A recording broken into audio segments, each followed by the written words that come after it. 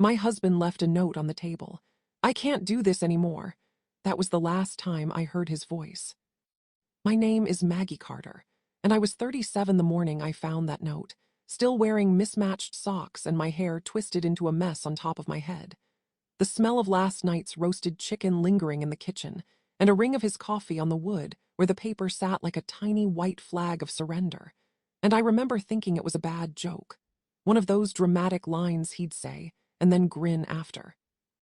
The way Ben used to grin in college when he told me he'd never again pull an all-nighter, and then we stayed up anyway testing each other with index cards and gummy bears. But there was no grin attached to the note, no whistle of him wandering back into the room, just the quiet tap of the radiator and the distant rumble of the school bus passing our block too early for my kids, Avery and Luke, who were still asleep with the nightlight glowing in their shared hallway. And the cream-colored curtains moving a little in the draft.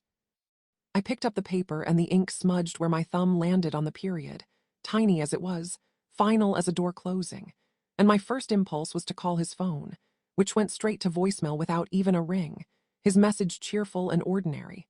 "This is Ben, leave it." Like everything was normal, like he had simply stepped into the driveway to scrape frost off the windshield or take the trash out, and I stood there in our kitchen with the fruit bowl full of bananas going brown. The kids' drawings taped up crooked on the refrigerator, a paper mutiny in my hand as the dog next door barked and someone slammed their car door. And I thought, no, this was not how our morning was supposed to go. I'd planned pancakes because it was Friday. Pancake Fridays were a thing in our house. One of those small traditions you stitch into a childhood so the fabric holds even when everything gets washed 100 times. And we had the syrup, the blueberries, even the whipped cream Avery had talked me into at the grocery store after school on Thursday, her 9-year-old eyes big and pleading. "Please, Mom, it's on sale." And I'd let her toss it into the cart, along with Luke's favorite dinosaur-shaped chicken nuggets for dinner. I could hear Luke's soft snore down the hallway, the kind he always had when he insisted on sleeping with his stuffed bear tucked under his chin, and my mouth went dry because the note meant more than pancakes or late buses or morning routines. It meant the thing I had worried about in the quiet of our bathroom when the fan hummed and everything felt too heavy. The thing I had never said out loud because saying it would make it real. He was gone, or he wanted to be gone, and I did not know if gone meant an hour or a day or a forever that stretched out like the interstate you drive on vacations when the kids ask, "Are we there yet?" So many times you want to cry. I made myself put the note on the counter and I walked down the hall, because with kids there is no pause button, no timeout for life, just lunches to pack and hair to braid and lost shoes to find under beds. And I had to decide whether to tell them or pretend it was just an ordinary Friday. So I washed my face with cold water and I spoke to my reflection. "You can do this, Maggie." Like I was my own coach, like I did before PTA meetings where I had to speak into a microphone. And then I woke them up as gently as I could. Avery blinked at me from underneath a mess of freckles and tangled hair and asked, "Is Dad making pancakes?" Because he usually liked to be the pancake guy, flipping them theatrically and sometimes dropping one on the floor so it was like dinner theater at 7:30 a.m. And I said, "He had to go in early," which was a lie that tasted like chalk, but I didn't know what else to do. And I hustled them through toothbrushing and shoe tying and "Where is your library book?" And "Mom, did you sign my field trip form?" And the school drop-off line where everybody's coffee cups steamed and the crossing guard waved his orange paddle like a conductor, sending the river of minivans into movement again. I had to go to work too, because I worked the morning desk at the community center, where I'd check people in for pickleball and answer questions about swim lessons, and smile at the retired guys who made it their mission to talk about the weather as if they had any control over it. And I was running late when my phone buzzed with a number I didn't recognize, which would normally be junk, a recorded voice telling me my car warranty had expired. But that morning, it felt like a doorbell in a horror movie. And I let it ring out, my fingers tingling, then grabbed it back and called Ben again on a greenlit hope that maybe he'd answer and say, "Don't freak out, I went to get donuts." But again, voicemail. My chest hurt like I'd swallowed a stone.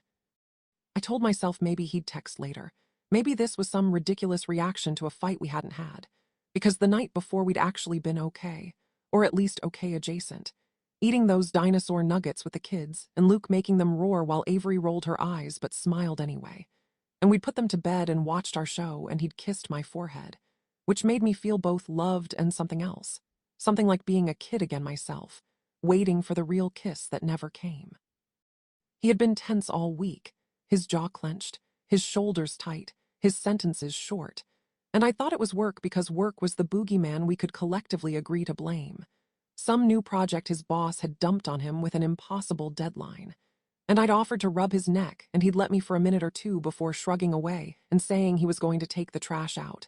And I had watched him from the window standing by the bins in the dark, just standing. Like he needed the cold air to slap him awake. And he'd come back in and said, "Thanks," in a voice that felt like it had been sanded down to the bare minimum. And we'd gone to bed back to back, because that was easier than trying to find a comfortable way to lie with the distance between us. At the community center, I stood behind the desk and watched the morning march of strollers and retirees and high schoolers who came to shoot hoops. And every time my phone lit up in my pocket, my heart galloped. But it was never him. Just reminders. A text from my sister sending a meme. A PTA friend asking if I could bring a dozen muffins to the bake sale on Saturday. And through the glass, I watched a dad teach his little girl to dribble and thought, okay. We are not the only family on earth trying to figure it out. Around 10, my friend Tasha came in wearing her volunteer shirt, her hair in a high ponytail that would have made my 9-year-old self jealous. And she looked at me and knew something was off because women like us. We read each other's faces the way we read recipes. Some spice, some heat, some guess and check, and she leaned in and said, "What's wrong?" And I showed her the note like it was a math problem that had me stumped, and she whispered, "Oh, honey," and squeezed my hand. "What does this mean? Marriage? Work? Life?" she asked, not expecting an answer, just proof that she was sitting beside me on the edge of the cliff, holding on to my sleeve. I don't remember exactly how I got through the rest of my shift. I remember the hum of the copy machine, and the smell of chlorine drifting in from the pool, and the way my cheeks hurt from holding my face in a neutral, helpful shape. And then I remember getting back into my minivan in the parking lot and letting my forehead rest on the steering wheel for a full minute, the engine off, the silence thick, and that was when my phone buzzed with a new text notification that made my vision blur.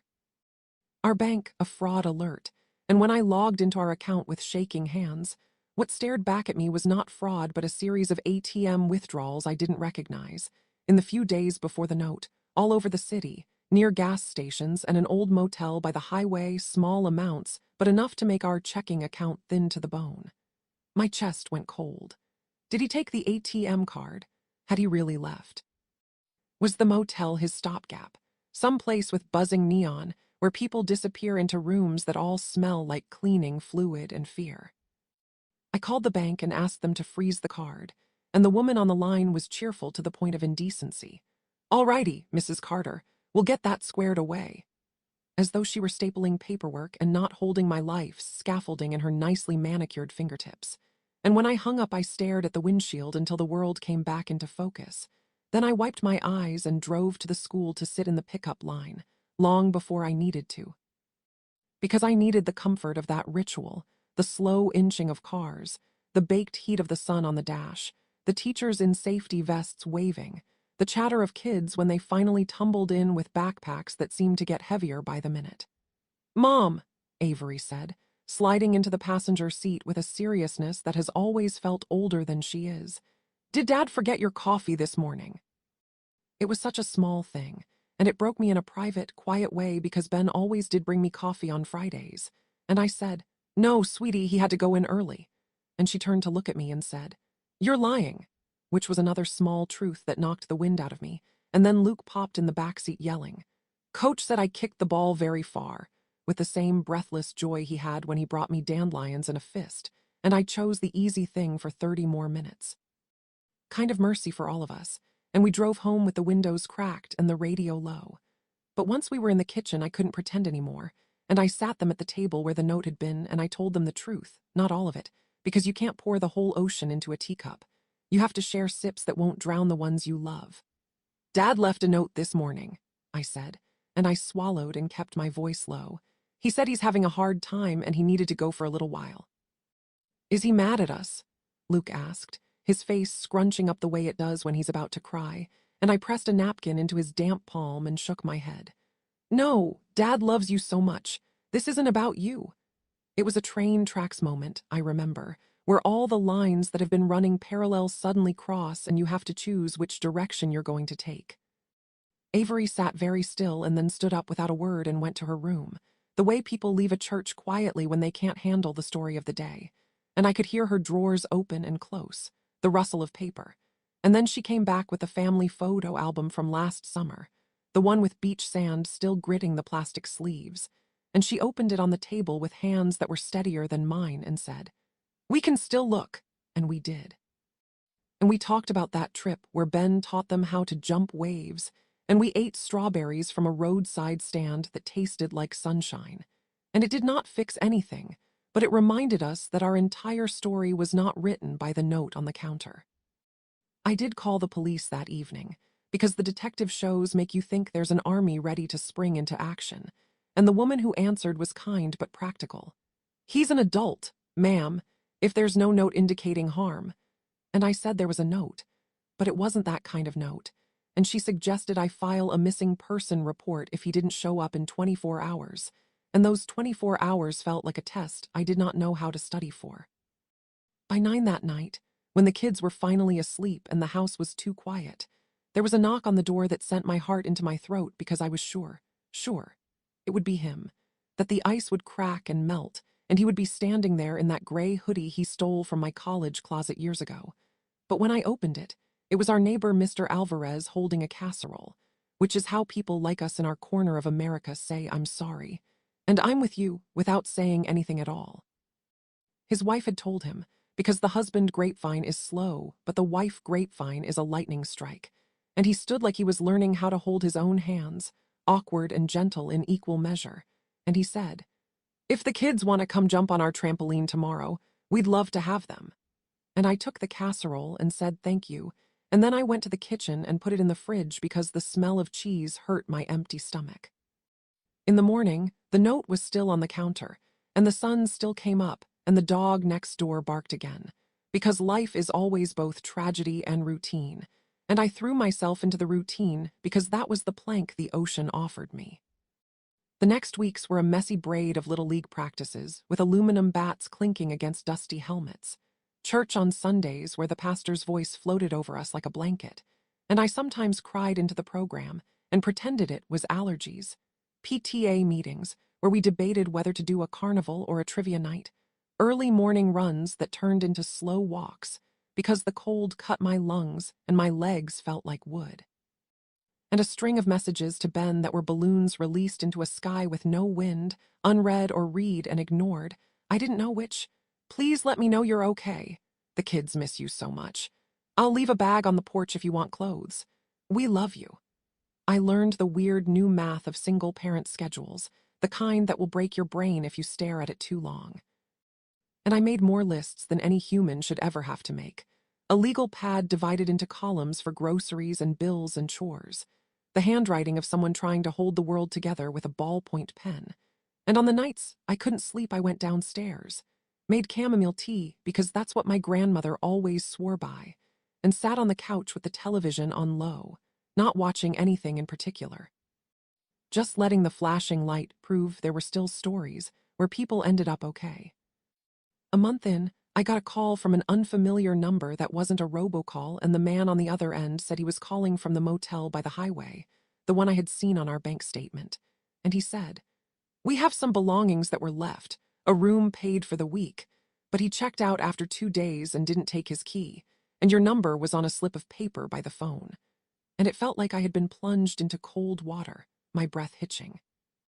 My voice jagged as I asked if I could come by and get whatever there was, and I drove there that afternoon on a road choked with strip malls and car lots and a golf course too green for October.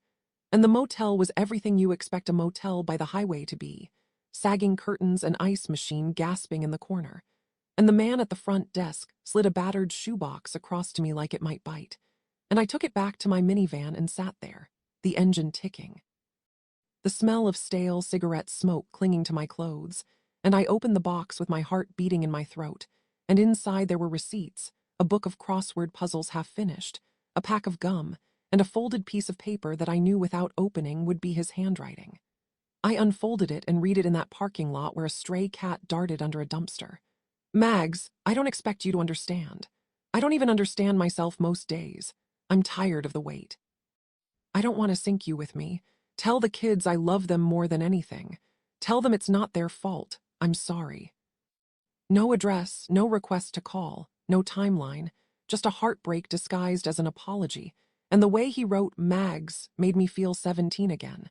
The first summer we worked at the camp by the lake, when he used to write Mags on paper napkins and slip them into my backpack. But back then, the notes had been promises that the next day would be full of sunshine, and today's note was an anchor. I took it home and tucked it into a folder with the other papers that had now, somehow, become the paperwork of being abandoned, and that folder went into a drawer I never wanted to open. There were days I was angry enough to scrub the kitchen counters like they had done something to me, angry enough to rehearse speeches in the shower that I would deliver if he walked through the door, speeches where I was sharp and brilliant and unbreakable. And then there were days I missed just his laugh when he said something ridiculous, missed the way he always folded towels in threes so the edges lined up, missed him saying, "Hey, I'll handle bedtime," when I was done being a person for the day. And on those days, I made a spaghetti in the good pot and put on a playlist of songs from the year we met and danced with the kids in the living room until we were sweating and laughing. Because anger could not have the whole house. It could only have my pillow sometimes, and maybe the way I slammed cabinet doors like punctuation. Money got tight fast, tighter than I wanted to admit, tighter than was safe. And I sat with the bills one night and did that thing where you make a plan in the margins of your life, circling due dates and calculating what I could cut and what I couldn't. And I called my mother and she said, "Come over Sunday, I'll make pot roast, we'll talk." And I said okay because saying, "I need help," to my mother was both easy and the hardest thing. And that Sunday we did sit at her kitchen table with the wood grain worn smooth by 30 years of elbows and laughter. And she said, "You were born stubborn, Maggie, and that's going to save you. But you don't have to be an island." And I slept better that night than I had in weeks. The kids had school events that rolled forward whether or not their father was there. A fall festival with games under strings of orange lights. A book fair that whispered, "Buy me," from every table. A family night where a teacher handed me a glue stick and a paper pumpkin and told me to help Luke make a gratitude leaf, which I did, even as my own gratitude felt like it had been put into a dryer and twisted out of shape. In the car one afternoon, Avery asked if we could drive by Dad's office, just to see, and I said okay. And we did that slow crawl past the low office building by the interstate. And from the road, the windows were just windows, offering nothing. And I watched Avery's face reflect in the glass and then flip into anger. "If he loved us, he wouldn't leave," she said, which is a math problem that many of us spend our whole lives trying to solve. And I told her that the way someone loves you is not always the way you need to be loved. But it doesn't make the love untrue. And I don't know if that was the right thing to say, only that it was honest. And I'm trying to raise kids who prefer honesty to comfort, even though I'd choose comfort if it were on a shelf at the grocery store. Buy one, get one free. Around the holidays, Ben's mother called. She had the precise, careful voice of a woman who ironed napkins even when no one was coming over, the voice of someone who used manners as both a shield and a sword. And she said, "Margaret, I've been thinking," which is something she always said before she asked me to do anything she herself did not want to do. And then she said, "He was always like this when he got in a mood," as if mood covered the kind of leaving that requires a note, and my stomach clenched because I had not called her until then. Because I didn't know how to tell another mother that her boy was gone and not gone, and I said, "If you hear from him, please tell me." And she said she would. Then she added, almost as an afterthought, "His father had a way of disappearing too when things were hard." And that was a sentence that landed like a bomb and then settled like snow. It was the first real hint that maybe this wasn't about me at all, that maybe the men in their family had taught each other to go silent when the world pressed too hard, that maybe Ben had been rehearsing this exit his whole life in small ways, the lengthening silences, the way he would get up from the dinner table and vanish into the garage for an hour without explanation, the trips he took to the hardware store for a single nail. It didn't excuse him, but it reframed him. And while part of me wanted to throw my hands in the air and scream at the sky that I was so tired of inheriting other people's unfinished stories, the larger part recognized that reframing something is how you keep going, how you keep compassion alive even when you want to lock the door and throw the key into the snow. That winter was long and heavy, with gray skis that never lifted and boots that were always wet, but there were bright shards. An afternoon sledding with the kids when the hill by the elementary school was full of laughing bodies, and Luke squealed so loudly, I thought he might fracture the air. A Friday night bingo at the community center where I won a gift card and spent it on chocolate and candles for the house. A neighborhood potluck where the table was a quilt of casseroles, and I stood with Tasha and watched kids play tag in the basement and let the noise fill the holes in my chest. There was also a quiet in the middle of that winter that I feel like I need to tell you about because it was the hinge everything swung on. One Tuesday, I drove to school pickup early, like I always did now because I needed the slow unwinding of the line to settle me, and it started to snow, the kind of snow that looks like confetti, and I turned off the radio and sat there with my hands on the steering wheel, the heater's low hum filling the small space, and I finally let myself feel everything without trying to tidy it up for the kids, or for Tasha, or for my mother, or for the woman behind the counter at the dry cleaner who always asked, "How are you, hun?" Like she meant it. I let it all rush through me and I cried as quietly as I could, the tears hot and fast and fearful, and then I said aloud to the empty car, "I can't fix you." And as soon as I said it, I realized I had spent years trying to magic away the storm inside Ben with my good humor and my lists and my muffins at bake sales and my, "You got this, babe." And none of it had been enough because you cannot hold an umbrella over someone who keeps stepping into the rain. I wiped my face with the sleeve of my coat and the snow kept falling. And when the kids ran to the car later, the flurry had turned playful, and we went home and made grilled cheese and tomato soup, and the house smelled like comfort, like nothing special, which is to say, like salvation. In January, a letter came, postmarked from a town 2 hours west that I only knew because they had a state park with hiking trails we'd always meant to try. It was Ben's handwriting, and it had no return address, and my hands felt both heavy and buoyant as I opened it at the kitchen counter.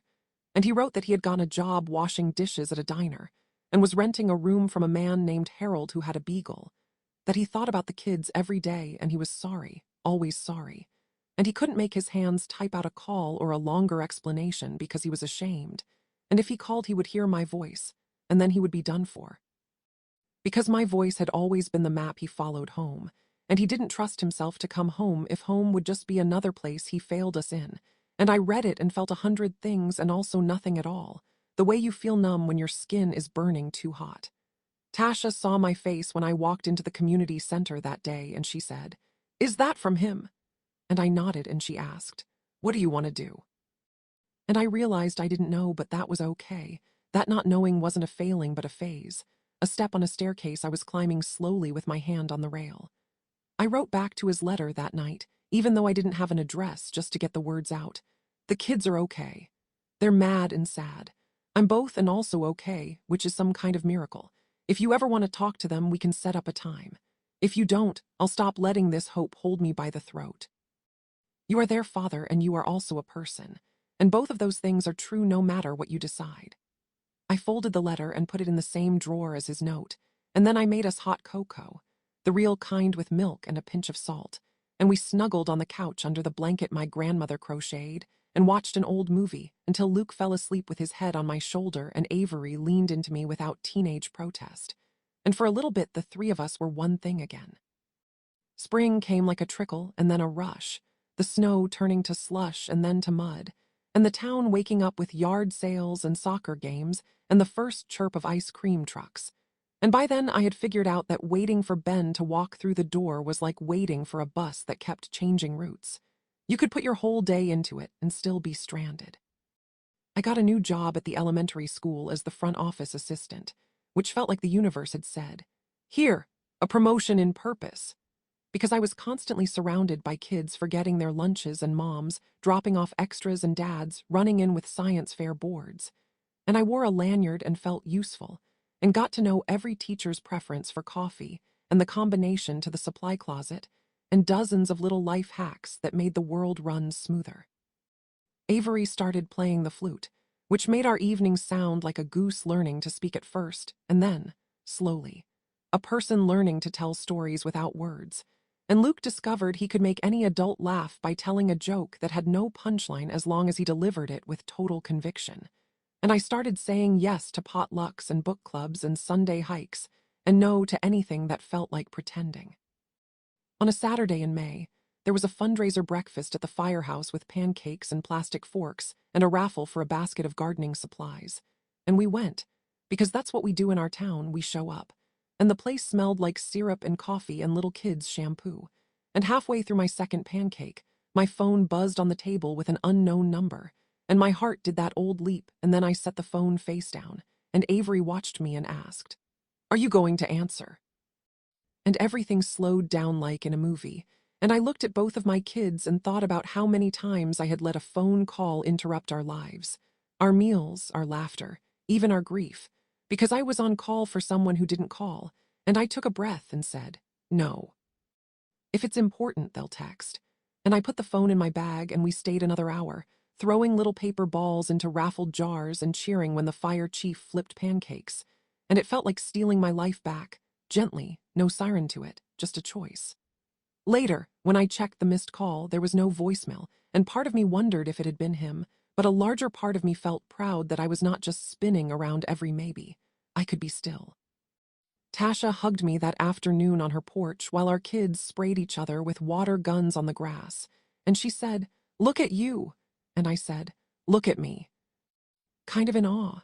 June brought the end of the school year and a field day where I volunteered to run the sack race station and watched 100 kids fall and get up, laughing and going again, and I thought, there is a lesson right here in this field, hot and obvious as the sun. That night, after the kids were asleep and the house had the particular quiet of summer, screen door closed, neighbors talking on porches, a radio playing somewhere, I sat at the kitchen table with the note and the bank statements and the shoebox and the letter and made a decision. The decision lived in my bones before I named it. I would call a lawyer and file for divorce, which seemed both an earthquake and a relief, because it put the next step in my hands, not in a mail slot or a motel desk or a voicemail void. And when I called on Monday, the woman who answered had the exact voice you want for this, steady and kind and businesslike, and she walked me through the process and the cost and the forms, and I cried a little when I hung up because taking action is its own kind of grief. I told the kids that night, not the legal words but the human ones, and Avery asked, "Does this mean he can't come back?" And I said, "It means we stop waiting for him to be the person we need him to be." And Luke asked if Dad would still be Dad, and I said, "Always," because some things need to be kept simple even when they're complicated. We had a bonfire in the backyard that weekend, invited the neighbors, roasted marshmallows until they were sticky caramel, and when it got late and the kids were drawing constellations with their fingers, Tasha leaned her head on my shoulder and said, "You made it through the first year." And I nodded and let that be a win. There were many cliff edges still, moments where it felt like we might go over. Like the afternoon in July, when a man in a gray hoodie with a familiar gait walked past me at the farmer's market, and my stomach turned and I called Ben.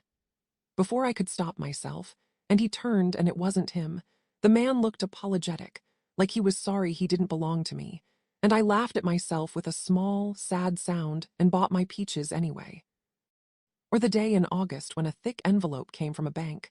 I didn't know, and inside was a letter saying the business loan Ben had cautioned before he left had defaulted and they were coming after our savings. And for a minute, my knees buckled and I sat on the kitchen floor next to a pile of laundry and stared at the bad news. And then I called the lawyer again, and she said words like liability and community property with that careful voice, and she helped me figure out how to keep the house. And I stood up and folded the laundry because that's what you do. You fold what you can.